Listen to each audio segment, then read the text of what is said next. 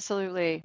That's bang on. So you have the risk return dimension and you have an environmental and or social impact dimension, right? So I want to avoid a certain amount of CO2 equivalents be released into the air. I want to get a certain amount of children into school. Welcome to the Future Ready Advisor podcast. I'm your host, Sam Sivarajan, wealth management consultant and behavioral scientist. Join me and my guests, from industry experts to top advisors, as we explore the pain points that financial advisors face, how they can solve them, free up their time, and make their practice future ready. Hi, everyone. I'm Sam Sivarajan. Welcome to today's episode of the Future Ready Advisor. Today, I'm here with Angela Wiebeck, an experienced investment and sustainability expert who's worked with investors, retail and institutional, as well as governmental organizations on the theme of sustainable investing. Angela, welcome to the show. Happy to be here, Sam. Delighted to have you on the show, Angela. Let me introduce you quickly to the audience. Angela is the Chief Sustainability Officer at Aquila Capital, and she is based in Zurich, Switzerland. Aquila manages over 15 billion euros in clean energy and sustainable infrastructure and contributes to the global energy transition and strengthens the world's infrastructure backbone. Previously, Angela was head of sustainability and impact investing for UBS. Angela, welcome again to the show. Can we start with you telling us a little bit about your business, your journey, and your philosophy when it comes to impact investing? Sure. All right. So let me start with Aquila Group. So thanks so much for the kind introduction, Sam. At Aquila Group, together we form a group of businesses, as you mentioned, that are focused on the development, construction, and operation of essential assets on behalf of institutional clients. And we have clean energy businesses in Europe. We have clean energy businesses in APAC. We have a business that's focused on the decarbonization of infrastructure assets such as logistics, operations, and data centers. And we have Aquila Capital Investment Gesellschaft, which is our regulated alternative investment fund manager under BaFin, which is the German regulatory financial authority. And some interesting data points about Aquila, just to add to what you had mentioned, Sam, is that at the end of 2022, we had an installed and developed capacity of 13.9 gigawatts and a track record of developed and installed capacity of 19 gigawatts, which together means that we supplied over 2 million households with clean energy. And when you translate that into specifics, it translates into 235 solar PV parks, 768 wind turbines, and 276 hydropower plants. We have about 688 employees sitting in different parts of Europe and Asia. So you ask about, I guess, my journey. So I spent, as you mentioned, over 17 years at UBS in a variety of different roles. I started in a client-facing capacity. Actually, you, Sam Sivarajan, you were my boss and my mentor for quite a bit of that journey in wealth management. And I started to focus my sustainability journey when I became the head of impact investing in 2017. And this was really something that happened after I watched the MDGs become the SDGs in 2015. And I started to see in the marketplace bigger impact investment offerings starting to bear fruit. So at UBS, what we did at the time is we launched the UBS Oncology Fund. This was a partnership we created with a venture manager, MPM Capital, and we were able to, at that time, raise a record-breaking $471 million to support faster development of drugs for cancer care and cancer treatment. And part of the fund also gave its profits to research and healthcare in the emerging markets. And by 2019 had already donated almost $3 million to the UBS Optimus Foundation and the American Cancer Association for Cancer Research. That's in about a 50-50 split. And those funds then went to cancer care in the emerging world, as well as research through the American Association for Cancer. And so this was what piqued my interest in impact investing. I got involved in 2016 at UBS. I helped define the sustainable investing strategy there. As the head of impact investing and through the definition of the nomenclature at that time. And at the end of 2017, I moved from that role into a group role of leading sustainability at UBS. And in this role, I then worked with our group executive board and our board to help formulate our sustainability strategy across the group. I also led the implementation of the strategy using ISO 14001 and leading teams of around 150 people across the bank. And I was able in this role to steer different group-wide projects such as NetZero, Principles for Responsible Banking, etc. And these were all very helpful activities to the work that I do today at Aquila Group as the Chief Sustainability Officer. Just to talk about that briefly, when I look at my role at Aquila Group and I look at what is my job as a CSO, this really translates into leadership in many areas. So it's really leading all of our sustainability activities, but it can be simplified into three, focus points. The first one is really looking at how we manage ESG throughout the life cycle of our investments. So this includes leading the people, the processes, the policies, and the tools that we use to identify, avoid, and mitigate environmental and social impacts of our projects. So that's one big area of purview for me and for my team. The second area is, of course, the direction of travel. Just this year, we announced our mission. So we want to be a leading player in the development and investment of essential assets by 2030. And the third area is a little bit less exotic and exciting, but that's really about transparency. That's about reporting. So I'm leading the efforts to keep score on how we are achieving or the progress that we're making in achieving our mission and our goals. That's at the group and at the company-wide level. So metrics that may be not, as you say, as exotic, but it's important because what you measure, as you know, gets done. You talked a bit about sustainability and impact investing, and I know that they've certainly been making the headlines. Mm-hmm. I remember when we used to talk about SRI, socially responsible investing, and ESG, environmental, social governance criteria for investing. Can you help the audience understand the difference or the definition of impact investing and how perhaps it differs from SRI and ESG? Absolutely. So, impact investments are investments with an explicit intention to generate a positive social or environmental impact alongside the explicit intention to achieve a specific financial goal within a certain risk parameter. That's the broad definition of impact.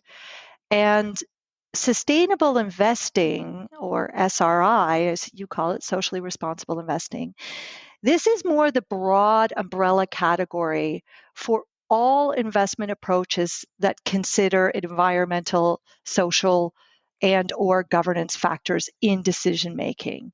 And so sustainable investing and SRI, this umbrella term, has a variety of, call it, underlying strategies. Impact investing is one of them, and I just defined it, but there's also a few others. There's another category just called ESG integration, or this is just where there could be a label called ESG. And ultimately, this is probably one of the broadest categories out there today. And all it means is that portfolio managers consider environmental and social governance factors in their asset valuations and their portfolio construction decisions. So They consider what environmental, social, and or governance elements of a company's operations might influence the valuation of that asset or that company. So that's ESG integration. And so impact is really a niche, I would say, very focused definition for a investment that really intentionally seeks to generate a positive social or environmental impact. And so let me just pause and say there are, I think, a few key differentiators for impact. One, it needs to be intentional.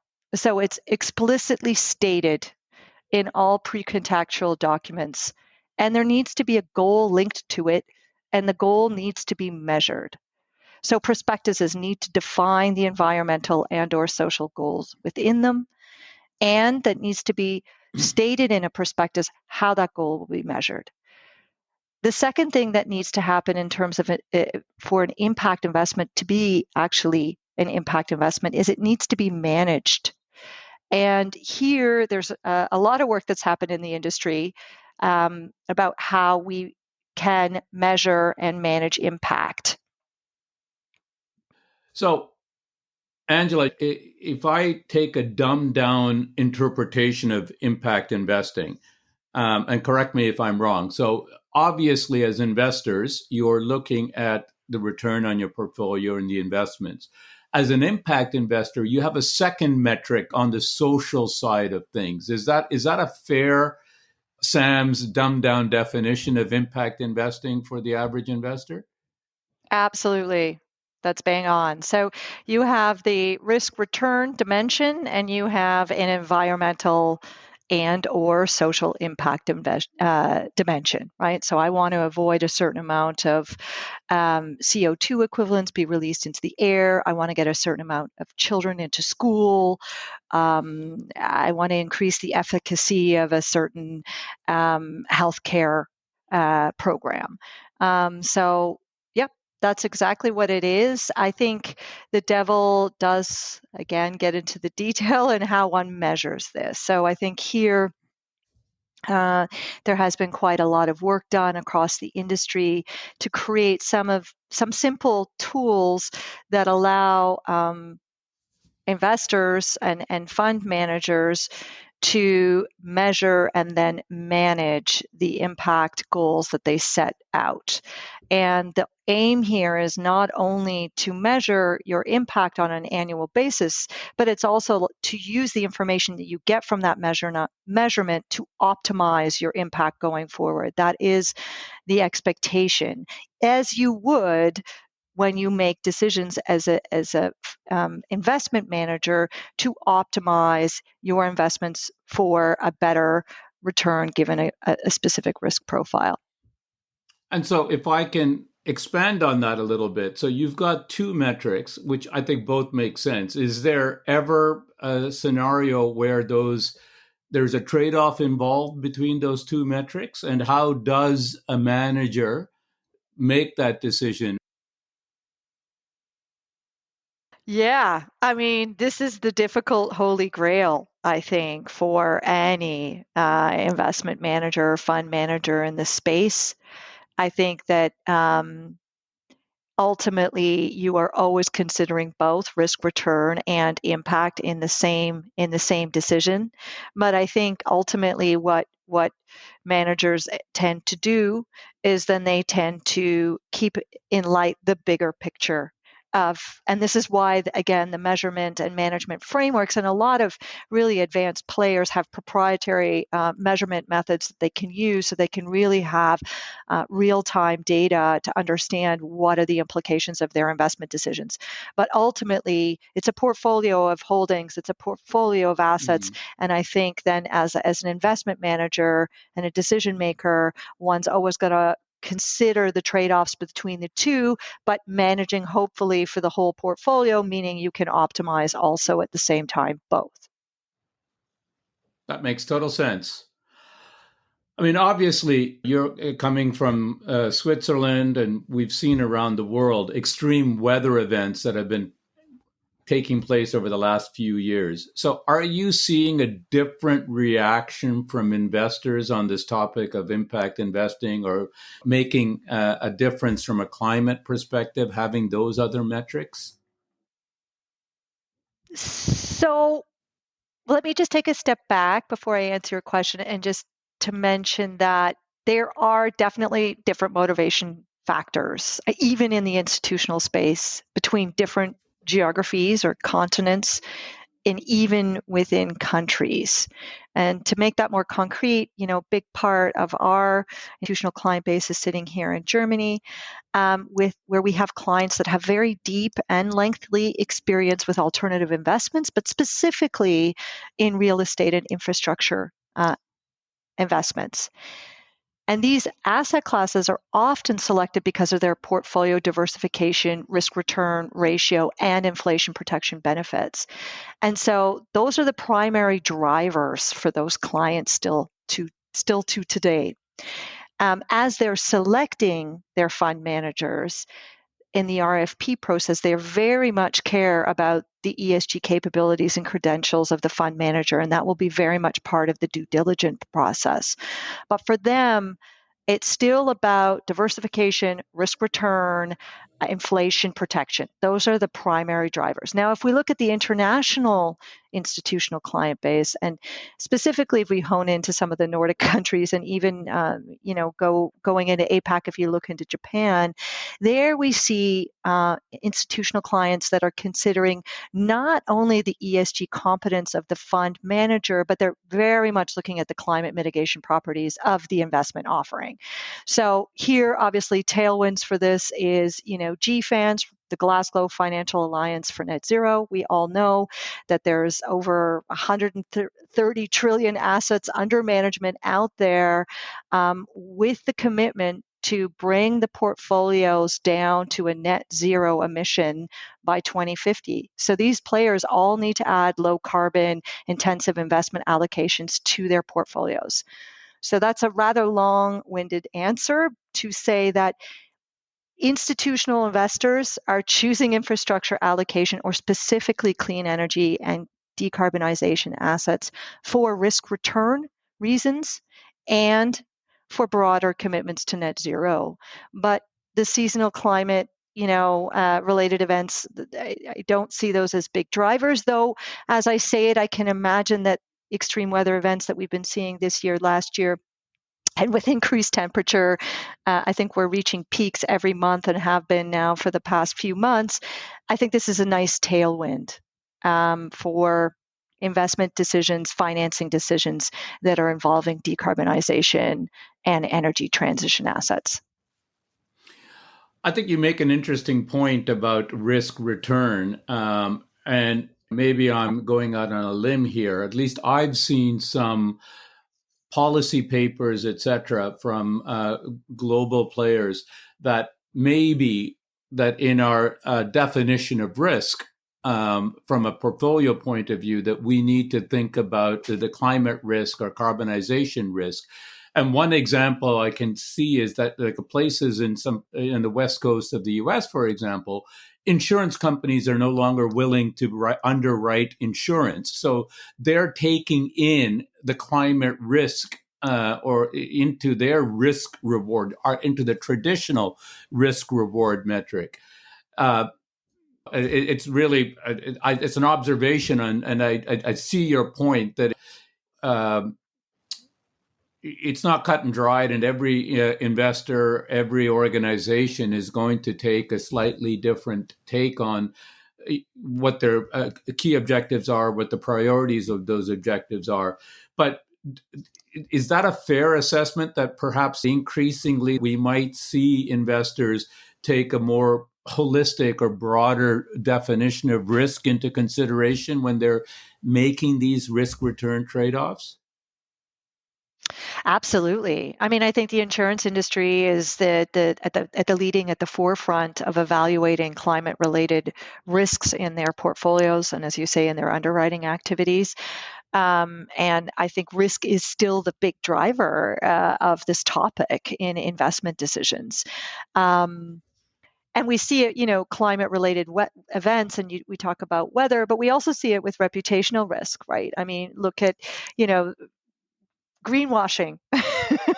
You look at DWS and the famous case against them, and once you all of a sudden have a reputational challenge facing your company, what is that doing to the underlying value of your company?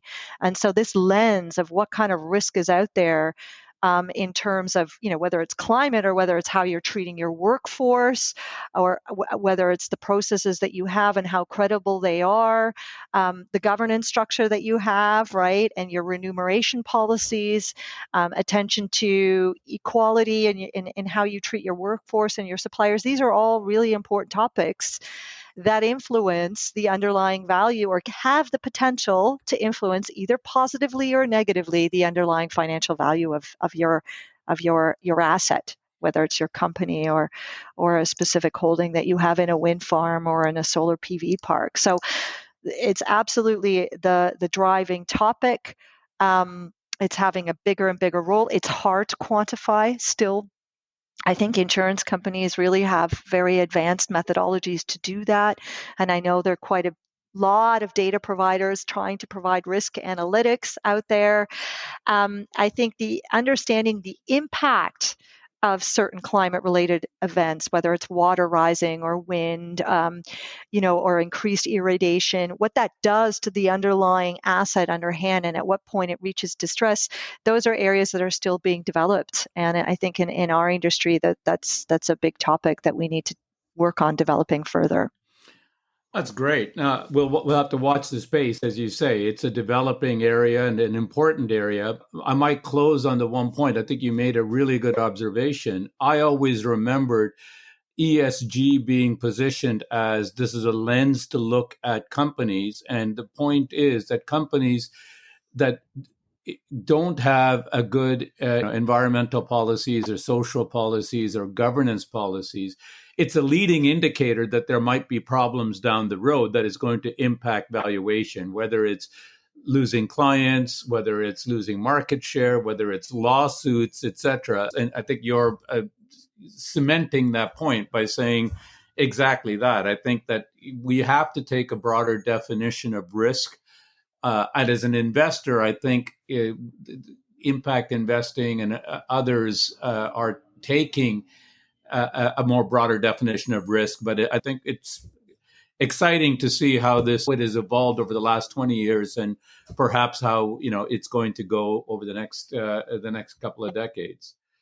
So maybe I could just add in one comment because I know you're sitting in North America, and I think just a comment about impact and ESG. I mean, I think the other thing we need to think about when we think about impact and ESG here is that, first of all, there's certain tailwinds, right? Whether they're happening in Europe through the European Green Deal, whether it's in the US through the US Inflation Reduction Act, there's a certain, tailwind currently out there for specifically impact investments in the area of climate.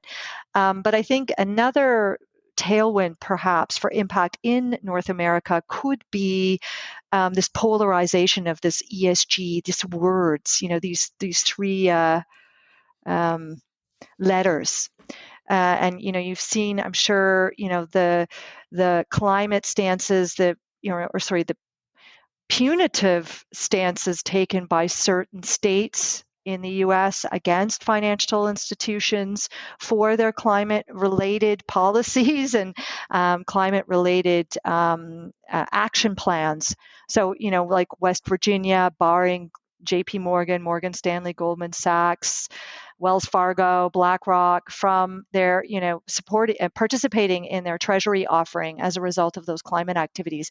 Meanwhile, you have some political views across the U.S.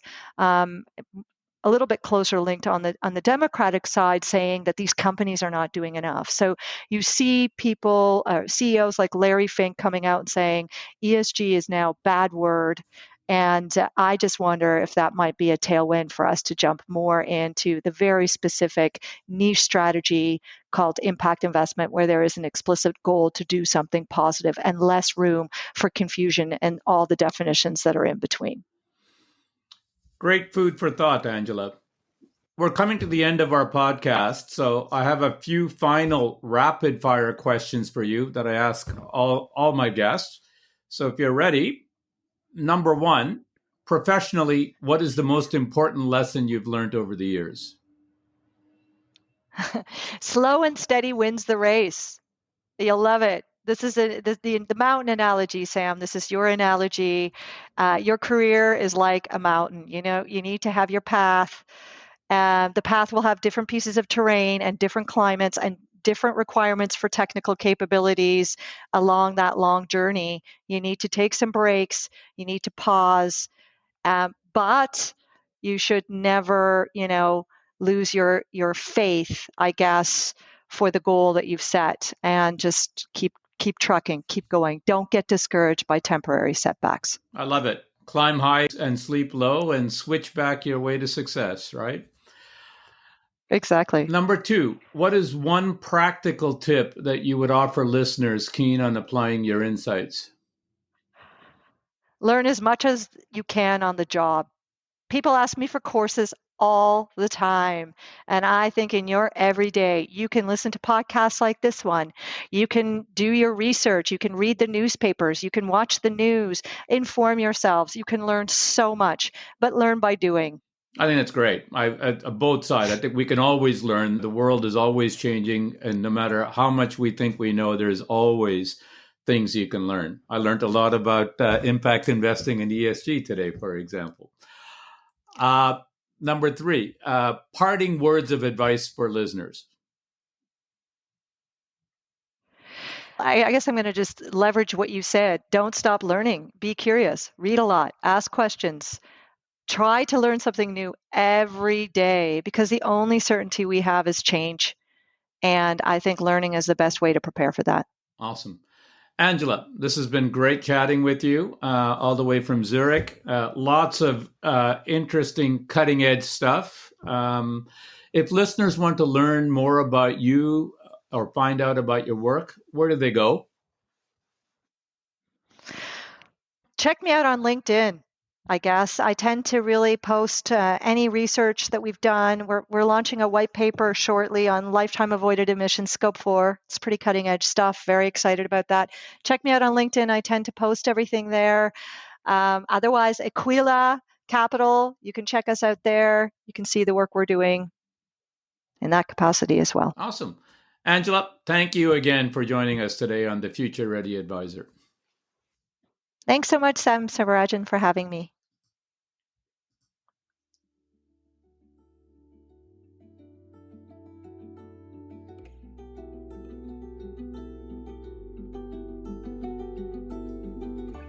An interesting conversation with Angela Wiebeck of Aquila Capital. My three takeaways are: 1. Impact investing defined.